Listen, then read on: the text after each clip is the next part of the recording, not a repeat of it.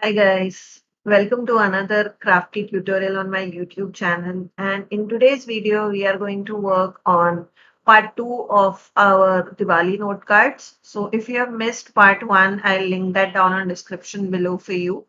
However, these two note cards are completely separate, so you can watch them in any order you want. I start off with a 4 by 4 note card, meaning I have cut a Craft Angles dual textured white cardstock in 8 inches by 4 inches in size. And then along the 8-inch size, I have just scored it at 4 inches, creating this 4 by 4-inch note card. Now, what I am doing is for the first note card, I decided to do some quick watercoloring.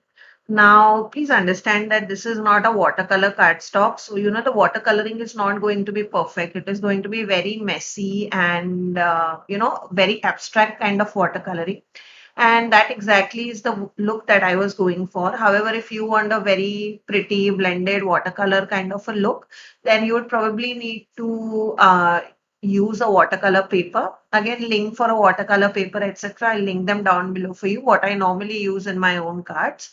Now, what I do is I have used this Diwali lantern stamp set by Craft Angle. This is a newly launched stamp set. And you can see that I have rubbed some eraser on top of it. Now, this is a tip for you all who are new to stamping that, if you have a new stamp, sometimes it doesn't stamp perfectly. And if you don't have a stamping platform where, it doesn't always give you the same place to stamp on, and you are using an acrylic block like me, where if you do mistakes, your card could be ruined. What you can do is you can rub your eraser on the stamp for the first time. What that does is by rubbing eraser, it makes sure that your stamp can take the ink better and it just primes your stamp for stamping.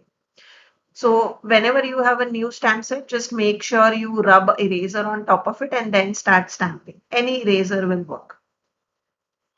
Now, what I have done, again, you can see that the first lantern I stamped, the stamping was not perfect. The left side did not stamp out perfect. In such cases, you don't need to throw away your complete card. What you can do is take a waterproof black pen. In my case, it is Sakura Pigma Micron pen. And I just drew those lines which were missed out, and nobody would ever know that, there was a mistake in stamping. So mistakes do happen. However, you don't need to completely, throw away your card. Just make sure you learn how to do such kind of small fixes. Now, again, you can see over here, today was really a bad day for me, I feel. But my ink pad was super juicy. It is a new ink pad that I started using. And that is why while I was drawing a line, you can see that the ink got blotted through my hand. And what I did was I simply, just because it is not yet dry, it could actually react with water. And anyways, I was going to do some watercoloring on top of it, right? So what I did was I just took some water in a brush and I smeared that color further, making it look like watercolor rather than, it being a mistake. And now anyways, I'm going to do some watercoloring on top of it. So those mistakes would be easily hidden away. Now for watercoloring, again, as I said, this is not a watercolor paper, and the kind of coloring that I wanted to do on this card was something very quick and very messy, not perfect, very quick and forgiving. Because after all, my whole point of creating these note cards are that if you want to mass produce them for, let's say, 30, 40 people, then you should be able to do them quickly. And let's say if you take 30 minutes to watercolor a card, then it defeats the whole purpose of doing mass production. Also, if you are not comfortable with watercoloring as a coloring medium, please, switch it with Copics, alcohol markers, pencils, whatever you're comfortable with. After all, coloring is primarily, I feel, for enjoyment, and you should do whatever, makes you happy. You should use that coloring medium. Now, in my case, I really love watercolors. I find them to be a very versatile medium while coloring, and they react very beautifully with water to create various effects. Now, one such effect I like over here, which I'm going to do, is a messy watercoloring, very abstract kind of coloring look, which effortlessly looks very handmade and organic, but it still at the end looks very pretty and does not take a lot of time. So what I'm doing is I first colored out my lantern in the colors I wanted. Now the colors that I have used are Craft Angles liquid watercolors. And then what I do is I just wet my paper the background, and I have just started dropping various shades of blue from Craftangles liquid watercolors and some purple. And then what I'm doing is I'm just trying them. Now I'll be doing this process 2 to 3 times till the time I feel, that the whole background looks pretty smooth and nice. So I'll be doing that a few times, and you are free to do it as much as you want till the time you think that the look is perfect. However, since this is not watercolor paper, make sure that you don't do it a lot. Meaning, 1 or 2 layers of watercoloring is fine. Over that, the paper will start tearing because this is not a watercolor paper. Now, if you intend to do a lot of watercoloring, I would suggest that you switch it up with a watercolor paper. Again, link of everything will be below in description for you all. And now over here, you can see that I've purposefully, started removing the light out of lanterns outside. So the whole point was that I wanted to create that effect. Whenever you see a lantern, you see that the light from the lantern is actually out. It glows, right? So it goes outside the lantern.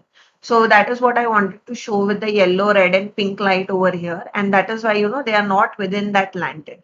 Plus, when you don't stick to these kind of boundaries while coloring, your watercoloring becomes extremely quick and fast and highly organic, which I really like when I'm making some handmade cards. Now, what I ended up doing is I added some stamp from the same stamp set, and I have just stamped Happy Diwali on top of it, and that completes my first note card. Now for my second note card, I have selected this sentiment. Now this sentiment is from an older stamp set called Diwali Sentiments from Craftangles. By the way, everything that I'm stamping in this particular video is using Versify Onyx Black ink. It's my go-to ink when it comes to waterproof ink. However, this does not work well with alcohol markers. So if you are using alcohol inks, maybe use something like Tusi Kenko or Momento inks, which are more alcohol ink friendly. Just Google alcohol ink friendly inks and you will find a lot of options. So since I do watercoloring in most of my cards, I prefer using this particular ink pad because it really lasts long and it's of a good quality. Again, link of all the products that I'm talking will be in the description below. Now, the idea of this particular note card was that I wanted to create the focal point as the sentiment, which is Happy Diwali sentiment. And then I wanted lanterns to be hanging from those strokes to create, a Diwali-like scene. And that is what I have done. And wherever you can see that the lines did not meet the strokes perfectly, I just used a pen, Sakura Pigmo Micron pen, and I extended those lines to so that no one will know that it did not stamp perfectly. So that was the stamping part. And then I move again to some watercoloring. However, in this particular case, I did not do messy watercoloring. I did pretty simple watercoloring and very quick watercoloring. So I took a smaller brush. Now the brushes that I use and I recommend are these Aurora brushes. These are made in India brushes, and these are synthetic brushes. However, I am not a fan of using, animal hair brushes. I feel that synthetic brushes work pretty well for me with the kind of watercoloring that I do. And that is why I only prefer using synthetic brushes in my projects. And this is by an Indian brand. It works really well. I have been using these brushes for more than I think 2 or 3 years now. And I would highly recommend for if you guys are looking for a brush, this is a good company to try. Again, very pocket friendly plus made in India. I'll link down these products again for you, whatever I'm talking about. But over here, you can see that I did very simple coloring, nothing fancy. I just made sure that my coloring had some depth. So I started with left and then I'm moving towards right, meaning left, I'm adding a lot of colors and then I'm just extending that color towards the right, creating an illusion that the light is coming from the right side. And that completed my note card. Again, a very simple note card, easily mass produced. Now what I'm doing is this is the note card from my first video, and here is where I'll be adding all the splatters. So unfortunately I could not show you that video where I added all the splatters in part 1. However, I'll be showing you how I add my splatters in part 2, where I'm adding it on all the 4 note cards. So I prefer this saves time that, whenever you are making mass producing, just make sure that you add everything together and, things like splatter, etc. You can do it all together and that will save you a lot of time. So I'm just adding some splatters. Now for the splatters, I'm using Craft Angles liquid watercolors and this is in gold. And then I'm using this color that you currently see is Shooting Star, which is only a shimmer color. And then I may add some Silver Moonlight. So all the three shimmer colors, I will add on all the two note cards. And once I'm happy with how this looks, that will complete my note card.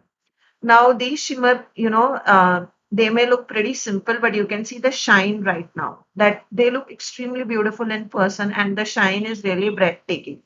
And I feel that especially in festive season, like, Diwali, Christmas, Holi, etc., if you add more colors and if you add more shine, it really alleviates your projects. So I would definitely recommend you add as much shimmer, gold, foil, etc. on your festive cards as you can because they simply alleviate your projects to next level. Again, link of all the products that I spoke about will be in the description below. So those were the 4 note cards that I created. And if you have missed part 1 of my video, I'll link that down below for you. You can definitely check them out. And if you like my projects, don't forget to subscribe. I do try and give out as many ideas of various arts as much as possible. And I'll see you in my next video. Till then, please take care and be safe. Bye bye.